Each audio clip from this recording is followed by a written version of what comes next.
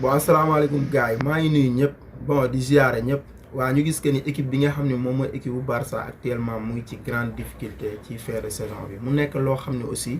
du remarque bu bees dama ni loolu remarque bu yàgg la parce que loolu ça fait des années Barça gis nañ ko bu ñëwee dès que bon fin saison bu catastrophique la ñuy def après suñu sacre 2015 ba léegi bon je pense que avec Ernesto Valverde xam nga amoon na xam équilibré tuuti. Bon mais je pense que actuellement il y a un chantier à refaire lan moo tax chantier bi à refaire man damay tiit souvent parce que tey jii nii mënuma concevoir équipe bu mel ni Barcelone yow dans 4 semaines nga sortiroon ñu ay performance yoo xam ni ñëpp amoon nañ espoir nga ñëw ba fin de saison non kenn xamatul nu mu demee man équipe bi club bi xaw ma lu xew quoi vraiment. parce que tey damay seetlu Barça depuis bu mu déplacé au Francfort ba léegi mu ñëw Barça defatul lu extraordinaire ko parce que gis nañu Barcelone Francfort ñëw biir Francfort éliminé ko Cadiz ñëw gagné ko Levante ñëw gagné ko te alors que Levante Cadiz non nekk na adversaire yoo xam ni ci championnat bi non mënuma comprendre parce que damay gis équipe bi nga xam ni par exemple moom mooy équipe bu Levante bi mu ñëwee biir non Cadiz bi mu ñëwee biir Barça. Cadiz zone am yëpp la joué zone am yëpp match bi yëpp seen zone lañ nekk benn situation la am mu dugal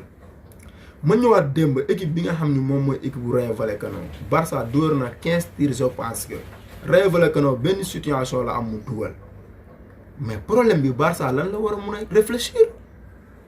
c'est derrière si ginnaaw gi ñu gisoon fi ay Roma ay Liverpool mais dirigeant Barça yi dafa mel ni ñoom amuñu xel. actuellement du ngay génne xaalis di fay ay 40 millions d'euros annuels ci benn attaquant non da ngay génne peut-être 80 millions d'euros nga def ko ci ay défenseurs yu mag Barça défense bi dara nekku fa parce que aujourd'hui Piqué ak Araujo ñoom ñooy arrière central boo xam ni moom moo gën a équilibré bu footballeur mais je pense que Araujo moom mooy meilleur défense bu Barça parce que en terme d'intensité ak terme de régularité ci wàllu défense moom mooy meilleure défense mais bu ñu mënee Piqué parce que Barça waratul yaakaar ci Piqué bon ñu gis que ni am na ay boy yoo xam ni Barça xaw ma yan genre joueur la damay jël Eric Garcia jël Clément Lenglet Serginho Dest mais boy dama désolé mais Barça tey jii nii bu bëggee nekk ci au top niveau mais Barça na dem chercher un grand défenseur bi kan la. kenn la kese muy Kalidou Koulibaly amatul leneen parce que li tax man leen Kalidou Koulibaly parce que yeneen grand défenseurs yëpp boo leen demee seen équipe jëlee leen ko fa yombul mais Koulibaly je pense que 40 millions d'euros xaw ma mais attention tey Barça maa ngi gis di rey boppam ci ay démb la war naa prolonger mais déet bu munul fayeeku ay 8 millions d'euros nañ ko bàyyi mu dem parce que lan moo tax ñu koy bàyyi mu dem mais Ansu Fati te pourtant en terme de finition Ansu Fati moo gën a décisif Dembélé gis ngeen match si Ansu Fati football Barça yëpp heure bu crocheté défenseur yi daf koy dugal Dembélé mu ngi fii crocheté gauche droite parfois mu passe mais finition Dembélé ay finition baaxul certes def na 11 passes décisives mais c'est mauvais parce que match démb bi soxla woon naa ay Ousmane Dembélé dugal pour ñu mun a ñëwaat ci match bi mais rien de bon Dembélé du obligation c'est parce que boo ko prolongé dañ koy fay ay 13-12. bon xaalis bi da nga koy dem di ko fay défenseur bu baax ku ci mel ne ay Koulibaly la solution Koulibaly kese mais Barça en terme de défense parce que Barça amul latéral droite loolu dama ko ci inquiété wu Barça boo reewal match yu mu ñàkk yëpp problème latéral droite la fay ñàkkee parfois Mingueza bu joué nga gis que ni dafay sonn Serginho Dest dafay sonn ñu jënd ay Semedo fii ñëw Alves bu mu ñëwaatee ba léegi Alves 35 ans Alves était le meilleur latéral droit Alves ñëwaat na moom mooy meilleur latéral droite ba léegi nii booy club bi man xaw ma ban genre administration la yor ñoom dafa mel ni xamuñu football tey jii nii milieu de terrain bi réglé wu na yàgg ne yow naka ngay indee Frenkie de Jong mu nekk milieu de terrain boo xamante ni mu ngi jóge Ajax si jëloon fi meilleur milieu de terrain UEFA boo nga ñëw ngay forcer Sergio Busquets attention 90 minutes lay jouer alors que Frenkie mooy toog depuis que Xavi mu ñëwee ba léegi Frenkie ay performance am dafa wàññeeku c'était pas normal te pourtant commande bi muy nekk fii équipe bi bon dëgg la kiiwul sax mais Frenkie dañ doon génne ay performance yu baax nga xam ni Frenkie mu ngi football mais joueurs yi nga xam ni ñoo nekkoon autour de Frenkie footballuñu mais actuellement nii am na ay joueurs 17 ans ñu ngi débrouillé mais Frenkie dafa disparaître totalement parce que attention parce que Xavi dafa nekkoon Barça mu ni man équipe bi exigence bi mu soxla man Xavi mënatuma ko damay dem mais Busquets exigence bi ñu soxla mënatu ko moom na dem. parce que attention Busquets maa ngi déglu ay déclaration am keroog mu ni man je sais que man du may joueur bu gaaw moo tax man Barça bu perte damay nekk en difficulté Barça bu nekkul possession damay nekk en difficulté Barça bu ñu ko contre-attaqué damay nekk en difficulté mais comment garder dans un effectif joueur boo xam ni doog buñ la dominer dafay nekk ci li nga xam ne moom mooy difficulté te alors que moom mooy numéro 6 ñu gis que ni Casemiro même Real bu dominer dafay football Real bu ñu ko mënee Casemiro day défendre day ñëw di nangu bali di def ay gagné ay duel ngeen ni Barça day dem administration bi man yow yàlla xam na ni man bu ma demoon Barça wóor na yàlla billaahi man 3 mois équipe bi ma defar ko xam naa problème yi ci nekk défenseur mag ngay jënd dem jënd au latéral droit de métier boo xam ni day football saison bi yëpp du blessé mais latéral droit yi fi nekk c'était bon non amuñu dara booy ñun suñu équipe du dem man du dem 3 mois ngay gagné ay match yu mag saison bi non xoolal départ avion arrivé mbaam mi non Barça non côté gauche peut-être Alba comme xoolal Alba ba léegi sax mu ngi def ay performance d'ailleurs mais war na am benn secours quoi ci latéral droit gauche bu am niveau mais milieu de terrain ay boy yu am 17 ans ñoom ñooy porter Barça kon révolution bi dafa war a changer total Gavi Pedri Nico Abde Araujo Ferran Yedgala ñoom saison bi ñu def c'est extraordinaire mais ñeneen ñi man non bon les recrues hivernales c'est bon ay Aubameyang non bi ñu ñëwee changé nañ mais Ferran Torres parce que ça veut attention war nañ ci wax parce que tey jii nii Barça benn excentré lay joué parce que Ferran Torres excentré nee nañu buy bokk ci construction 1 contre 1 bariwul lu muy dem bon peut-être du créer danger yu bëri sax parce que boo créer 1 contre 1 doo créer danger yu bëri kon déjà Dembélé rek la ñuy joué excentré fan yii nii gis nga équipe yi yëpp côté Dembélé la ñuy joué Dembélé mënatul def passe décisive dootul dugalaati lu bëri ci ay mbëkk yi nii parce que Ferran Torres du dem 1 contre 1 mais dans ce cas kan ngay def parfois Adama Traoré damay xool ba jàmm ma ne Adama Traoré daa war a départ boo amee Adama fii am Dembélé fii bu ñu téyee Dembélé Adama lu mu cuuna dina def dara boo téyee ji ma téyee Adama Dembélé dina créer exploit mais wala mu indiwaat Abde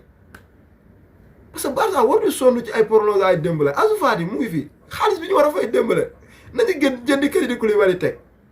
non mais c'est mauvais Pedri depuis bu mu blessé ba léegi ak Piqué équipe bi dara Barça effectif yi attention baaxul parce que effectif baaxul parce que ñun li ñu am rek lañ doon gagné joueurs yi doon gagné fan yii gis nañ ñu nekk ci baisse de forme parce que maa ngi gis ay réseaux sociaux ñu ne fan yii mbéy nan lay amee bal il y a connexion bi dafa am connexion bu war a créer entre lien défense beeg milieu bi entre milieu beeg attaque bi gis ngeen fan yi milieu terrain Barcelone à part Gavi c'était mauvais parce que Busquets man loolu mun naa ko de bu dee jox ak base latérale nii numéro 6 léegi dafay dem di casser les lignes gis nañ N'Golo Kanté day jëlee bal bi ci suuf yéegal ko ba ci kaw Barça problème Busquets la am wallaahi Busquets moom moo tax équipe bi mënatul performer davantage booy Busquets bu mu ciy tollu dëgg Barça mënul dem attaque ñooñ ñu ngi ci équipe bi Barça foog mu def révolution joueurs yooyu ñoo indi woon problème bi ci commande ñoo indiwaat problème bi ci sa vie mais booy ay joueurs 17 ans ñoo boot équipe bi booy man dama tiit instant bii nii non Barça ennemi Barça mooy seen ennemi bopp parce que direction bi dafa mel ni bon Almani bi mu ñëwee sax tane na parce que joueurs yu mu indi c'est bon peut-être dina def mercato bu baax mais mercato bu baax du ci Christensen parce que boo indee Christensen c'était même Eric Garcia booy Guardiola du cuune xoolal Guardiola bàyyi na Eric Garcia booy Ferran Torres gis ngeen lu tax Guardiola bàyyi ko xoolal Ferran Torres ni muy footballé bon dans l'avenir Ferran c'est un bon joueur mais Ferran Torres finition baaxul quoi man joueur bu ma bëgg la mais lu tax Guardiola gardé ko parce que dafay yàgg balaa moo mun a performer davantage dafay yàgg moo tax aussi mu bàyyi ko bàyyiwul Phil Foden parce que Sterling je pense que moo waroon ñëwul mu téye Sterling bàyyi ki nga xam ne moom mooy Ferran Torres non Barça problème administration totale problème public booy club bi féppay metti économiquement te attention ñun pareeguñu sax pour ñëw je pense que xaajaguñu pare pour ñëw ñun tant que amuñu joueurs yoo xam ne dañuy def saison complète duñu rivaliser ay Liverpool ay Bayern ay City gis nga joueur City bi ñuy commencé saison bi ba nu mu jeexee la ñuy def mais Barça amul joueur boo xam ne day def saison complète ñi dañuy def ay 4 matchs yu baax 5 matchs yu baax mais équipe pour mu concurrencer dafa war a am joueurs yuy def saison complète mais loolu amul Barcelone amul Barça xooleen ay joueurs City ni ñuy footballé actuellement ay joueurs Liverpool mais ci niveau bu top niveau la ñuy footballé mais alors que tey Barça ñu ne ma am joueurs yi mënuñu def saison complète demi saison rek la ñuy def Frenkie de Jong demi saison parce que li muy football nii Frenkie moom vraiment Frenkie c'est un milieu bu baax la mais tey Busquets tant que Barça génneewu ko parce que confiance la gën a am ci Busquets 90 minutes lay football alors que Frenkie toog sax boy club bi xaw ma nu mu demee Xavi c'est comme Pirlo boy Xavi ay entraîneur Xavi yi nii c'est comme Pirlo boy amuñu technique bu bari de pourtant Xavi c'est boy ay jeune coach lañ tamit pour nga nekk ci entraîneur coaching bu bari da ngay def ay 10 ans d'expérience parfois mais jeune coaching la boy ay jeune coach la de di ngeen muñ tuuti quoi tey jii Barça foog mu am joueur yoo xam ne par exemple dañuy def saison complète mais depuis 2015 ba léegi ay demi saison moo tax fin de saison yi du baax tey xoolal ay Arnold saison bi ñuy def ay Real booy saison complète ñun suñu joueurs yi mënuñ def saison complète booy xoolal keroog ñuy gagné équipe bi fii ay 4 tey jii nii ñu ñëw mooy seen papa comme cette équipe là non vraiment et l'effet Bartomeu Abidal bon ñu ngi koy dund ba léegi mais Almané ak Laporta bi ñu ñëwee bon affaire yi xaw na changé peut-être espoir bi xaw nañ ko am mais aussi Sanché bi des na lu bëri quoi des na lu bëri mais peut-être ça va changer mais vraiment Frenkie de Jong ce qui lui arrive actuellement Frenkie moom vraiment bëgguma woon mu demee nii mais peut-être Erik ten Hag mu ngi koy laaj Manchester boy mun nañ ko ñàkkale parce que Van de Beek dafay dellu Erik ten Hag mun na mooy loolu de parce que Manchester mu ngi nii parce que déjà moom Barcelone boy Barça ay cinéma lañ quoi billaay wallaay